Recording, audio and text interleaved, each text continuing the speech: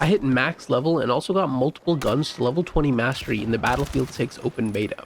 We did just get news today that the second beta this upcoming weekend will be the same build of the game, so I thought it'd be a good idea to put together a tier list of how well the different weapons perform, since we'll likely get the same weapons in the next beta and you can use the best guns available to you.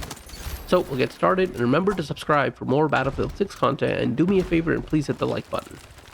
Now we'll start with the assault rifle, and more specifically the M433, and just as a reminder, a lot of these gun names are changed. For example, the M433 I believe is the HK33. So again, a lot of these names are different, but I'm just going to call them by their in-game name so people know what I'm talking about for sure.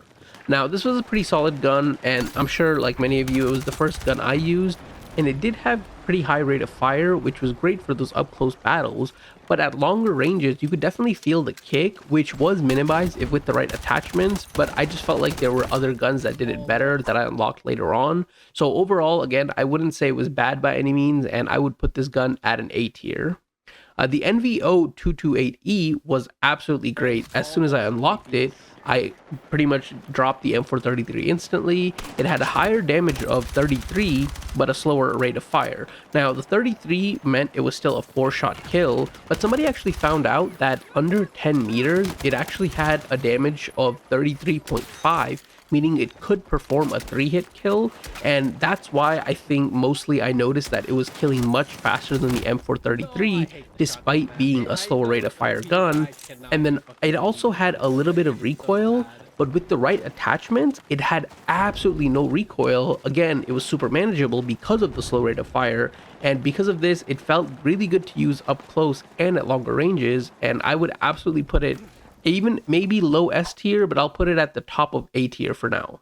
Next up, we had the B36A4. Now, I actually didn't use this for a while because I was using the M4A1 at the time when I unlocked it, which we'll get to a little bit later, but this is a phenomenal gun. I ended up mastering it on the last day of the beta, and I liked it for multiple reasons. First of all, it had super low recoil, which made it so that at longer ranges, it really felt like you weren't missing at all. You could even aim for the head at those longer ranges, and it felt super satisfying and super accurate. Second of all, the bullet velocity I think is among the highest of all the guns, all the automatic guns at least, at somewhere around 900. And that meant that it felt really good to use on those longer maps, especially like Liberation Peak, for example, where other guns might have felt like they either had too much recoil or you had to lead your target a little bit too much. And so that felt great. And then it does have a slightly lower rate of fire than the M433, but I found that it didn't really bother me too much because I was just able to land my shots way more consistently because of the lower rate of fire, obviously making it more easier to control, and also the low recoil. So overall, I would put this gun in S tier. I absolutely loved it, and I actually wish I used it earlier. So now we're going to move on to carbines, and carbines were amazing. If you didn't touch these, you definitely missed out. We're going to start with the M4A1, which is, I think, the first one that you unlock, and this was absolutely amazing. Now, my favorite part about it was the really high rate of fire of 900, which I believe is the fastest among assault rifles and carbines, and it also just felt better than the M433 in almost every way. It had the same damage of 25, but it had a higher rate of fire, and it also felt like, with the right attachments, it had less recoil than the M433, begging the question, why would you ever use the M433 over this? It did struggle a little bit at range because it had a little more horizontal recoil, but overall, I absolutely loved it, especially on those close quarters maps such as King of the Hill or Domination, and I'm definitely going to put this in S tier. The AK-205 is next, and this kind of goes against what I was saying about the carbines being really good, because the AK-205 felt pretty meh. It had the one benefit of having absolutely no recoil. It was a laser beam, it pretty much shot in a straight line, no recoil whatsoever. But it had a super low damage of, I think, 18, and it was usable with synthetic tips because if you don't know, soft points gave you a 1.7 times headshot multiplier, and then synthetic tips gave you a 2.1x headshot multiplier, and that was great, but I felt like you really needed those synthetic tips to make it usable, and that didn't really feel good to me. And overall, I just thought it was super meh, so I'm gonna go ahead and put it in C tier, but maybe other people had better luck with it than I did.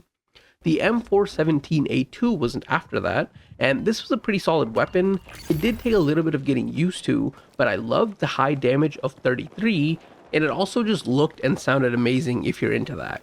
It did have a bit of recoil and a low ammo capacity of, I believe, 20 by default, and then you could get it up to 26 with a magazine attachment, which I was using. But I would say it's a slightly worse version of the NVO, because again, if you remember, the NVO also had a lower rate of fire and the 33 damage, which this also does. But overall, this is great, especially if you were playing the locked weapons mode, because then you could access the carbines on any class and be able to use this M417 when you maybe didn't have the access to the NVO for other classes. Overall, I would put it in B tier, but I could definitely see people liking it more or less. SMGs are up next, and the SGX is first. So this SGX was pretty damn good. Its damage and rate of fire combination made it have a really fast time to kill, and the soft point bullets, which increase your headshot damage, are a great addition on top of that. It did also have a severe damage drop off after about like 15, 20, 25 meters, so that's when it became worse than the carbines or the assault rifles, but within that range, it just was dominating. It also had the ability, I think via a handguard attachment, to be able to shoot while sprinting, which felt awkward, but I think once you got used to it, and if you had the, I believe, the 50 milliwatt laser, you could really hip fire quite well, and I think I would put it at the high end of A tier, but I could totally see an argument for it being S tier. The MP7 was next, and this was the weapon I used the least, but it seemed okay. Its highlight feature was that it had incredible hipfire, and it felt like it was really accurate up to maybe even 15, 20, 25 feet while hipfiring. It also had a really fast ADS time if you wanted to ADS, and a high rate of fire. The downside was that it was a complete pea shooter with, I think, doing about 18 damage, and this alone made it, what, like a 7 or so shot kill, and it just didn't feel super good conceptually or in practicality. So overall, because of that, I would put it at a B tier, but if you guys had better luck with it, let me know. So next up we have the LMGs. Now the L110 was first, and this was a pretty decent weapon. There were some things I liked about it and some things that I really didn't like. So it was really accurate and had the really large magazine capacity, meaning if you like going for those flanks, maybe with even a suppressor and going for those like 20 kill streaks, it was really good. But it also had reasonably low recoil, making it really accurate at kind of longer ranges too. Now the downside, pretty much there was just one, and that downside was so major for me that I could not use it for very long, and that was the really low ADS time. If someone showed up in your face, you were sitting there for about half a second zooming in on them, and that just didn't feel too good. You could maybe make up for this by using the hipfire attachment, but then you're kind of missing out on other attachments. So because of that, like, I will put it at about a B tier. It's definitely usable. I won't say it's like bad, but it didn't feel amazing. Now, next up, we have the other LMG, which is the KTS-100. Now, this weapon I'm unsure about despite using a lot, but I think it seemed good. Its highlight was that it had absolutely zero recoil, possibly the least recoil out of any gun in the game. It also sported a large magazine size, obviously because it's an LMG. But the downsides were kind of rough. It felt really quite inaccurate at range, and even with the soft point bullets, I felt like I was aiming right at someone's head, but it wouldn't count as headshots because the bullet would deviate slightly, and that just felt really bad to use. It also had a bit of a slow rate of fire for an LMG, and so overall, despite liking it, I think I would only be able to give this like a top of B tier. Again, if you liked it, I totally understand, as I like this weapon too, but I think maybe it just felt good to use, but it wasn't actually. So that covers it for all the automatic weapons. Now let's move on to some of the single fire weapons. We're starting with the pistol, the P18. So the pistol seemed decent. Obviously it's the only pistol we had, but there was a problem. It was overshadowed by the shotgun as a secondary weapon by a lot of the assaults, or by larger magazines or fast reload attachments, so it didn't see very much use. Despite this, there were some useful attachments for it, like a really nice sight and hipfire lasers that made it pretty usable, especially when the enemy was low but you just ran out of ammo and you just had to shoot them once or twice. It's still a pistol at the end of the day though, so we're going to put it at C tier. So next up we have the DMRs. Now, the first DMR, the M39 EMR, I thought was practically unusable. It was a 3-shot kill despite having somewhat high recoil. Now, I didn't use it very much, so maybe you can get the recoil down a lot, and that maybe then it's slightly more usable. But still, a 3-shot kill Man, if you miss a single shot, you're 100% dead. And even if you don't miss a shot, you're likely going to lose in any close range combat to most other guns. So overall, I think this was probably my personal worst gun in the beta, and it probably needs a buff or something. Meanwhile, the next DMR we're going to talk about, the SVK, actually felt pretty good. Now, this did 60 damage, I believe, meaning it was a 2-shot kill at almost all ranges, at least up to like 50, 60, 70 meters.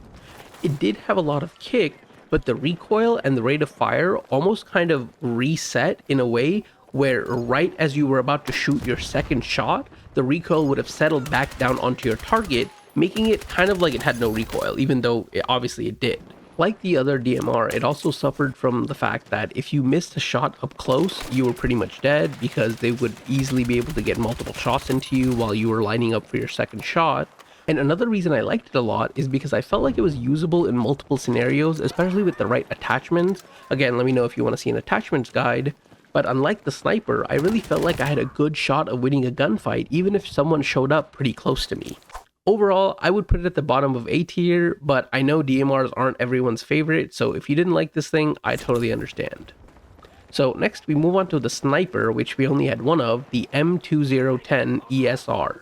This sniper seemed pretty solid. Obviously it's hard to compare because there was no other sniper to compare it against, but my favorite attachment for it was definitely the bolt that let you rechamber around while you were stayed in ADS, which made it super easy to track your targets. The scope glints actually kind of helped snipers because they made it really hard to be able to headshot them easily because it was such a powerful, long, big, bright light in front of you. The other attachment that helped a lot was a barrel that increased the projectile velocity of your sniper, making it so that you didn't really have to aim above or account for bullet drop whatsoever. So because of those two attachments and the scope glint, I definitely think that the sniper was really good, but at the end of the day, it's still a sniper and pretty much only useful at long range, so I will just put it at the top of A tier. Now, the shotgun was, well, I'm sure you know if you played the beta whatsoever, it was insanely overpowered. The M87A1 was a one-hit kill up to a crazy range, and there's no reason to talk about it too much. It had slug rounds that made it an even longer one-hit kill if you were accurate, and it also just felt like way too fast for a shotgun, and was super crazy in CQC maps, especially like King of the Hill or Domination, where there were just a lot of alleyways and people were just like holding corners with shotguns, and I'm obviously gonna have to put it at the top of S tier pretty much because it was just amazing.